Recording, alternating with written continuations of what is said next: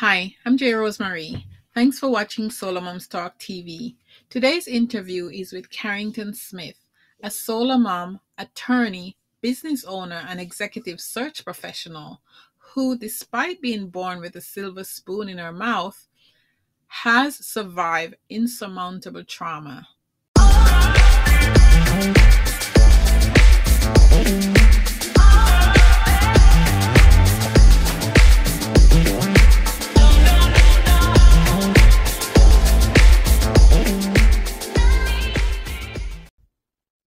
My guest today is Carrington Smith. Thanks for coming and talking to me today, Carrington. We're going to talk about her life and a book she's written. And I'm not going to say anything about it, but I'm going to let you, Carrington, introduce yourself and tell us about you. Thank you, Jennifer. First of all, thank you for having me on your podcast. Sure. I really appreciate it. Solo moms are a particular passion of mine, having been divorced now, well, I guess for 11 years.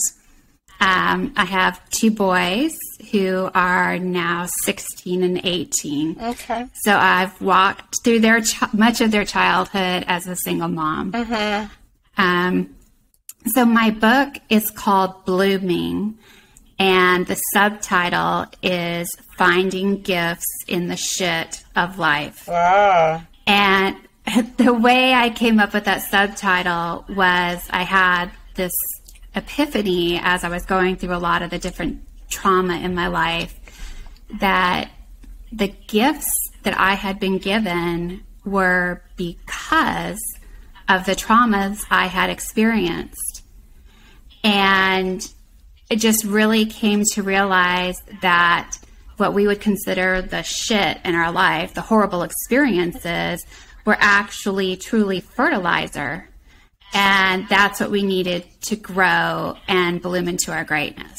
Oh, that sounds very interesting, very insightful, too. But before we get to that, how did you become a solo mom? You said you were divorced, but tell us about that. And what has been your biggest challenge?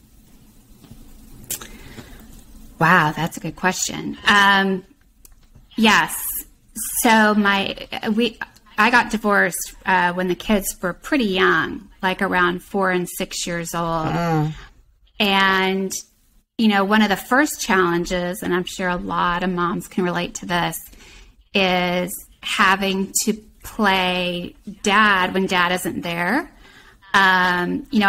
We shared custody, but the times when they're like, Mom, put together this Lego toy and do it really fast. They're really impatient. Right. And I'm not mechanically inclined. And so, you watch their frustration because I just am not up to snuff compared to dad. Uh-huh. And so, you're trying so hard to make your kids happy, but you see this just disappointment on their faces. Uh-huh. And that's just so incredibly hard as a single mom. Yes, it is. And we sometimes, I guess because of all the stuff going on up in our heads, we think that we're mom and dad, we can handle this, but really and truly we can't, right? No, we can't. Yeah. I mean, one of the things I'm passionate about and really care about is the fact that there's so many single moms out there who have absolutely no support in their lives. Uh-huh.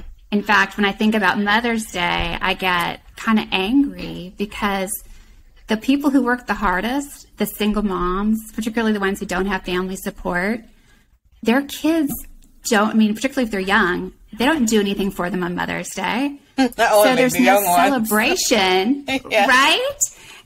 There's no celebration for the women that work the hardest. Yes. And in some ways, those holidays are particularly cruel because you see the mom who's married having a spa day. And we're just like, okay, another day where I'm playing both roles. Right. And it's not a day off.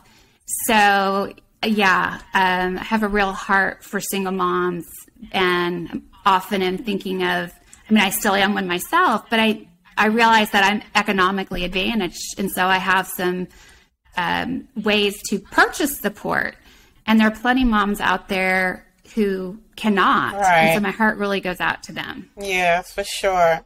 All right. Thank you. That is so true. And, I appreciate you being so candid with us today.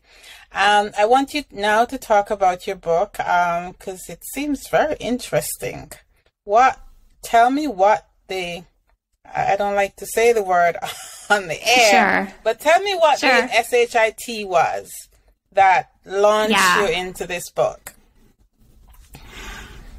Well, the initial trauma in my life, well, there were many, but the one that was really pivotal in me writing this book was when I was in college, I was raped. And I was told by everyone around me not to talk about it because I, first of all, would get kicked out of my sorority house. There was a girl that the year before had been gang raped, and she spoke up about it, and she was kicked out of the sorority and labeled a slut. Oh, man. So I kept it a secret. And when I went home finally for Thanksgiving break and I told my mother, wow, was I surprised by her response. She said, "We are so disappointed in you.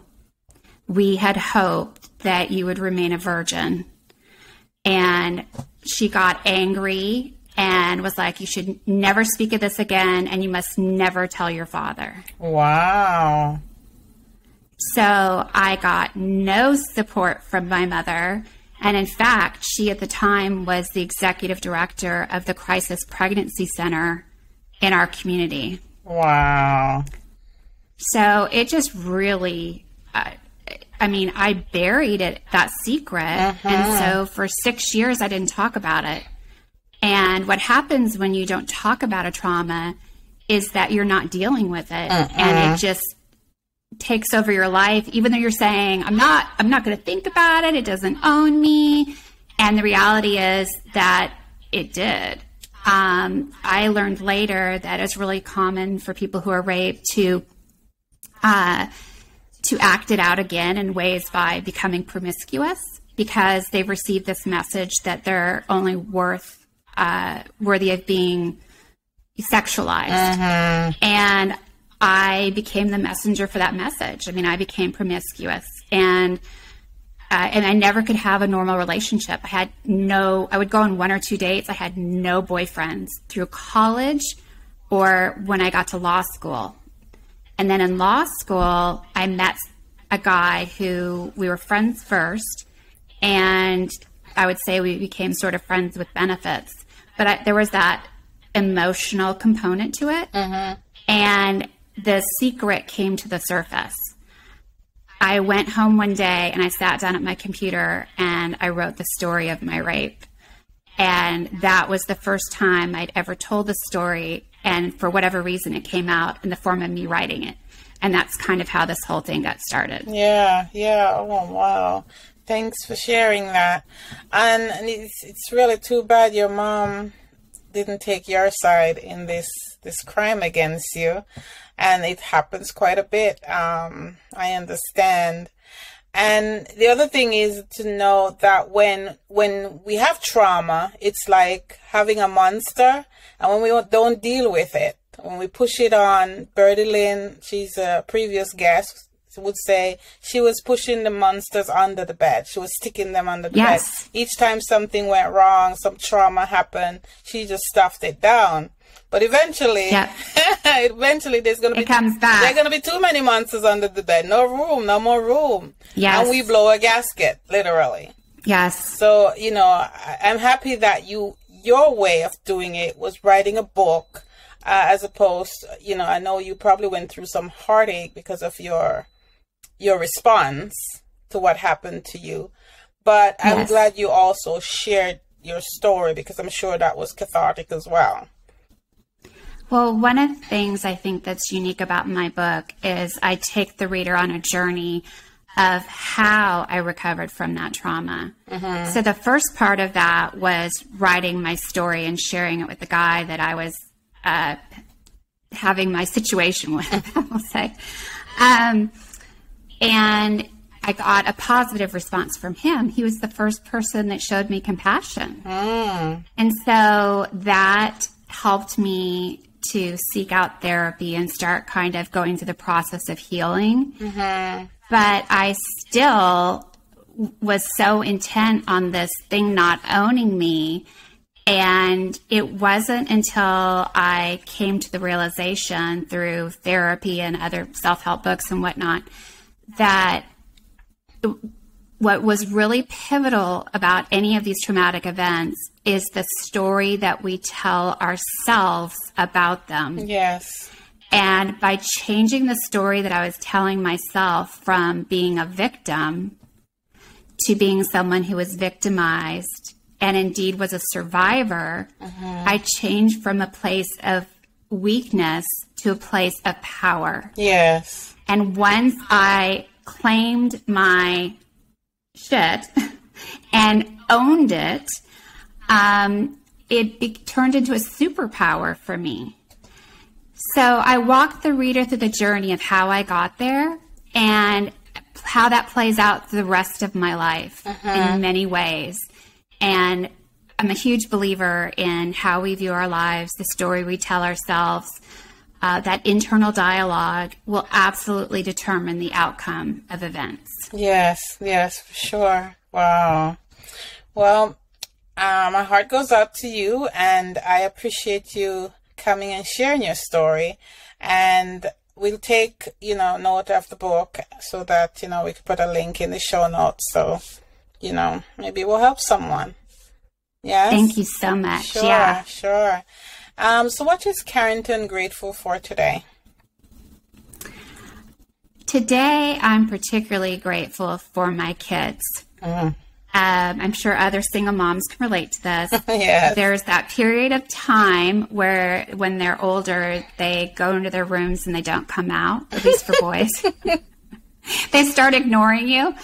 And yes. Yep. And yeah, they finally started to come out of their rooms again. And I'm really, really enjoying the time that I'm getting to spend with them right now. So I'm really grateful for that. Yeah, I can relate. I have 3 sons, so. Oh, boy. Yeah, that's for sure. All right. And do you practice self-care, and what does that look like for you? Oh, yes. I was just talking to my assistant about this with the launch of the book. I said, in order to get through, which is such an exciting experience, but also a stressful one, I said, we have to be protective of my exercise time because that is what helps me release any stress that I have. And I'm like, we've got to work that into my schedule every day, or, it won't be a pretty situation. Right. Yeah, self-care first, right? Yes. Yes, for sure. Okay. Anything else you want to? So you're right now marketing your book? Yes. Okay. So, what one piece of advice do you have for a solo mom right now? Anything. I think the biggest piece of advice I would give to solo moms right now, who, we're all collectively going through this pandemic together and dealing with all the different things that come up, is that with adversity comes opportunity. And that may be hard to digest sometimes, but I like to say mindset is a muscle. Yes. And if every time an adverse situation comes up, if you can stop yourself and say, okay, this really sucks right now. It really sucks. But I know there's some good that's going to come out of this. Yes. And start looking for it. Literally have your mind looking for it. You come out of these hardships faster. You come up with creative solutions. It's all about how you approach it. Your perspective. So with adversity comes opportunity. Yes. Your perspective. And for those who believe, God says He won't give us more than we can bear. Yeah. Absolutely. Absolutely. And that having that spiritual connection, I mean, just knowing, talking to God, that really helps. Yes, for sure. All right. I appreciate you, Carrington, coming and talking on SoloMoms Talk today. And I'd like to stay connected with you, and maybe you could talk to our audience another time. I would love that. Thank you so much. It's been fun. Sure. Thanks. Bye-bye.